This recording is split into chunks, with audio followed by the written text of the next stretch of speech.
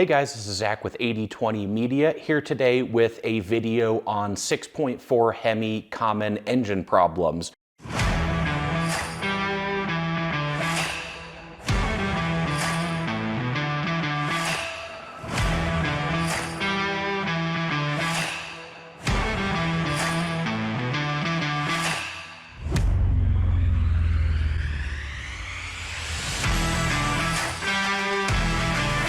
The 6.4 HEMI is also known as the 392 HEMI or the 392 Apache.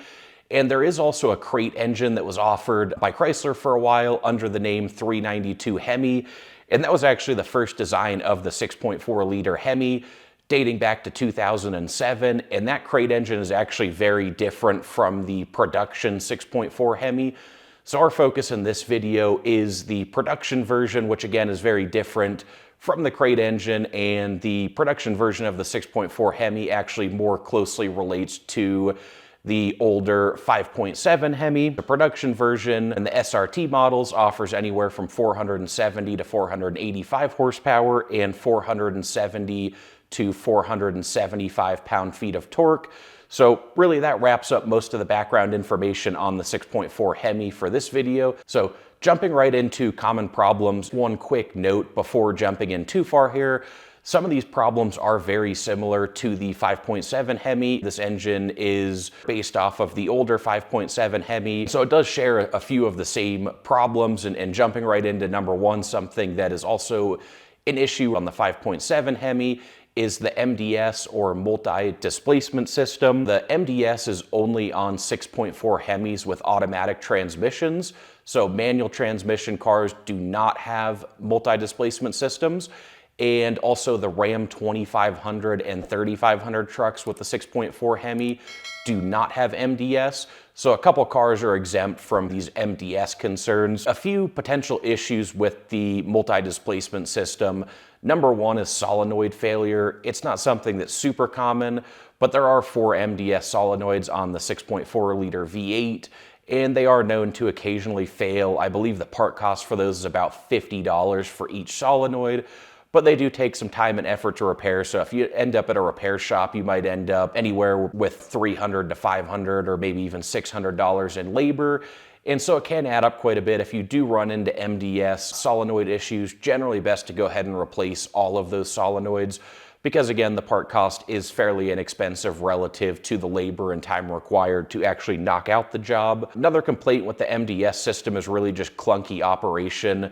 When it shuts down those 4 cylinders and they're called back into operation, some people complain that it's a little bit clunky and it just doesn't feel normal, doesn't feel natural. So nothing that really causes issues, just a complaint that we see pop up from time to time is that the MDS system can feel a little clunky and just not natural. Another note is with speculation or not fully understood, but how heat cycles affect the MDS.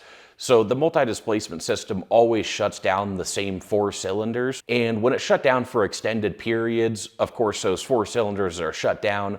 All of the internal parts are still moving, but there isn't actually any combustion. There's no firing. That can cause those cylinders to cool down, which can affect oiling and lubrication and a couple other things. And that was kind of highlighted earlier with the initial 5.7 HEMI when they added MDS to that around 2005.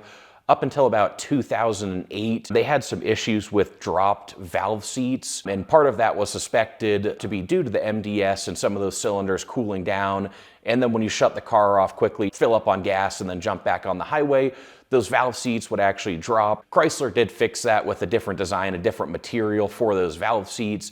And so they figured that out fairly quickly, and that was never an issue on the 6.4 HEMI, but just highlights those heat cycles and varying temperatures between cylinders when you are on the highway for an extended drive. Now, if the 4 cylinders or if MDS is active for a certain amount of time, it will actually shut itself off and kick those 4 cylinders back into gear just so that they're not shut off for an hour straight, because that would cause serious issues. So they at least did think of that and think to kick the cylinders back into life every so often. But still, that's not a perfect solution. Again, some of this is speculation, but there are some potential concerns with those heat cycles. And one problem that we're moving on to next here in this video is lifter and lifter rollers. And that's something that has commonly been complained about as a failure that could be tied to the MDS system. Looking at lifters and lifter roller failures separately, it's usually caused by poor oil flow or oil contamination. Essentially what happens is the lifter roller contacts the cam lobe, and over time, of course, that metal on metal contact is going to start wearing down the cam lobe and destroy the lifter and lifter roller in the process. Best case, if you run into this issue, is that you'll end up replacing just the camshafts, the lifters, and the rollers. But even that job alone can cost $1,500 to $3,000 plus if you end up at a repair shop for the job. So pretty expensive repair. Really the most notable symptom of these lifter and lifter roller problems on the 6.4 HEMI is simply the ticking noise. And so when you hear people complaining about the 6.4 HEMI ticking, it's usually related to these lifter and lifter roller failures. Ultimately, in this video, this is one of the most common problems on the 6.4 HEMI, and certainly the most common problem that we're discussing here. We do believe it is blown out of proportion to some extent, and that the issue isn't as common as some people will have you believe.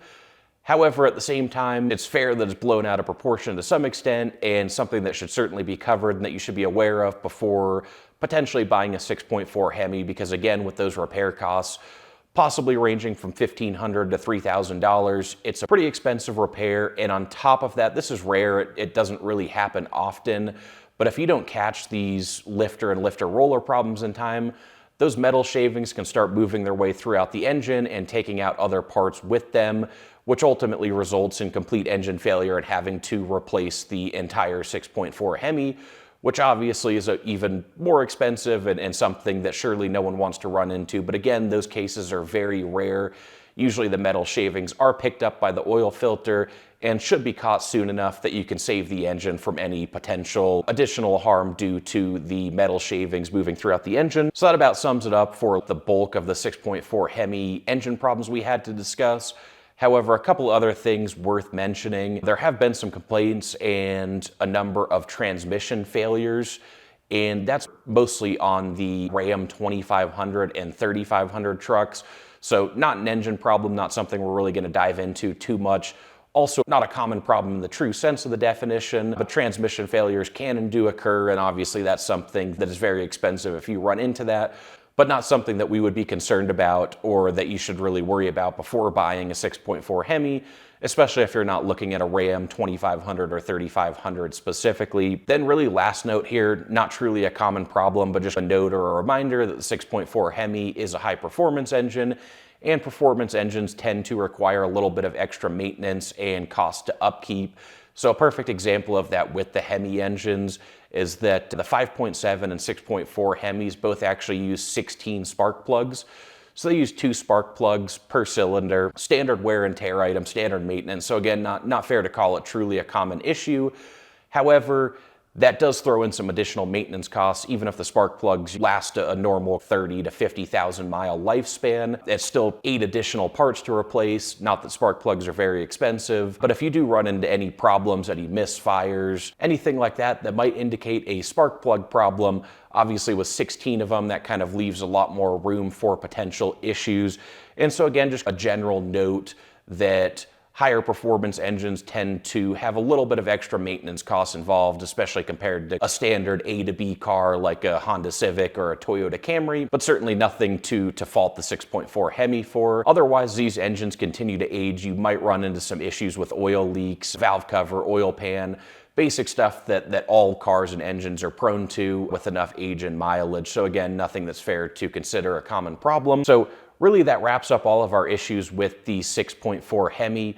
Overall, when it comes to reliability, we would give the 6.4 liter V8 average to above average remarks for reliability. Great engine, do all the basics, use quality oils, change fluids on time. If problems do occur, catch them and repair them in a timely manner. Do all of this, and the 6.4 HEMI can easily make it to 200,000 plus miles with none or very few issues along the way. Ultimately, nothing seriously wrong. Again, those lifter and lifter roller problems are something to be on the lookout for. If you're looking to buy a 6.4 HEMI and hear very loud, audible ticking sounds, you might want to get that checked out and further inspected just to ensure that there aren't any lifter or lifter roller problems that might end up leading to a $3,000 repair bill.